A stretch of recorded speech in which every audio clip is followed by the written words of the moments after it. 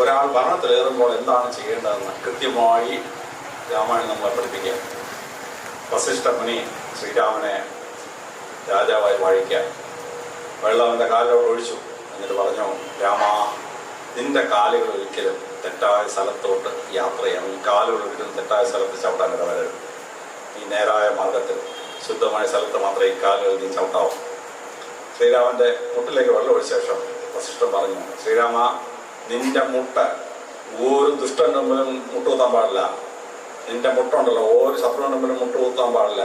നീ ധൈര്യമായിട്ട് യുദ്ധം ചെയ്താൽ. ശ്രീരാമൻ്റെ ഗൂഢ്യഭാഗത്ത് വെള്ളം ഒഴിച്ച ശേഷം പറഞ്ഞു, ശ്രീരാമ, നീ അധികാരത്തിലിരിക്കുമ്പോൾ ഒരൊറ്റ സ്ത്രീക്കെതിരെയും അവിഹിത വീഴ്ചയ്ക്ക് നീ പോകരുത്.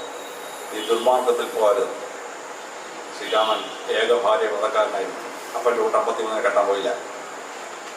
ശ്രീരാമൻ്റെ വയറ്റിലോട്ട് വെള്ളം വെച്ചിട്ട് പറഞ്ഞു, ശ്രീരാമ, നിന്റെ വയറിനകത്തേക്ക് ഒരു ദുഷ്ടം കടന്നു പോകാനിടയാകരുത്.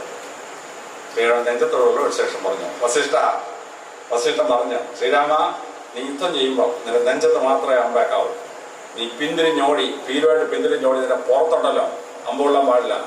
നീ ശത്രുവിനെ നേർക്ക് പഴുക്ക് നെഞ്ചിൽ മാത്രമേ പഴിക്കാവൂ. ശ്രീരാമൻ്റെ തൊണ്ടയ്ക്കും ചുണ്ടിലും വെള്ളം പുരട്ടി വശം പറഞ്ഞു, നിന്റെ വായിൽ നിന്ന് ഒരു വാക്ക് പോലും പുറത്തുവരാൻ പാടില്ല.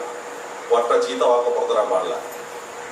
ശ്രീരാമൻ്റെ നെറ്റി വെള്ളം തെളിച്ച ശേഷം വസിഷ്ഠൻ പറഞ്ഞു, നിന്റെ തല ഒരു ദുഷ്ടന്റെ മുമ്പിലും കുനിക്കാൻ ഇടവരരുത്. ഒരു ശത്രുവിൻ്റെ മുമ്പിലും നീ തല കുനിക്കാൻ ഇടവരരുത്. 14 അനുഗ്രഹങ്ങളാണ്. എന്തൊരു ഭംഗിയറിയാമോ?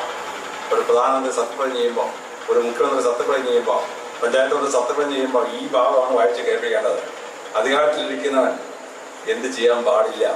ശ്രീരാമന് പറഞ്ഞു കൊടുക്കുകയാണ് പാഠം, സുന്ദരമായ പാഠം. അധികാര രംഗത്തേർന്ന ഞാൻ DIG ആയപ്പോഴും DGP ആയപ്പോഴും ഈ ഭാഗം കൊടുത്ത് വായിച്ച് അധികാര കസേര ഇരിക്കുമ്പോൾ എന്തൊക്കെയാണ് ചെയ്യാൻ പാടില്ലാത്ത സംഭവം വസിഷ്ഠൻ്റെ ക്ലാസ്സാണ്. അധികാരത്തിൽ ഇരിക്കാൻ ചെയ്തിരിക്കണം.